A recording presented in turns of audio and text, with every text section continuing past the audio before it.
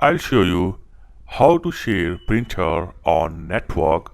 That means you can easily share your printer in between 2 or 3 computers. So watch this video carefully.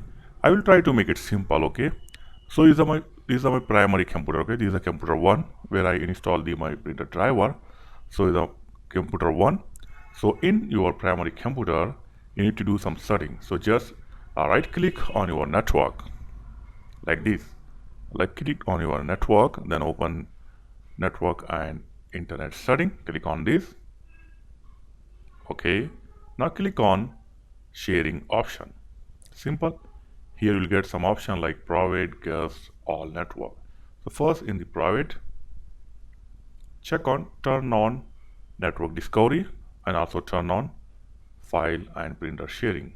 Okay, in the guest mode, do the same, turn on network discovery and check on turn on file and printer sharing.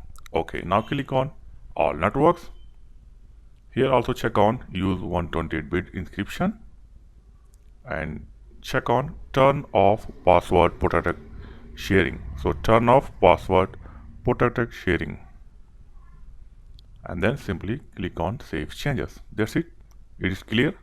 Okay, so after this you need to share your printer. So for this, go to control panel and then click on hardware and sound. Click on device and printer. So here right click on the printer which you want to share on network. So here I want to share Canon printer. So just simply right click on the printer which you want to share, then click on printer properties and click on sharing. Check on share this printer. Okay, after this simply click apply and OK. So that's it from the your primary computer or computer 1. So now move to computer 2. Okay, in computer 2 open the network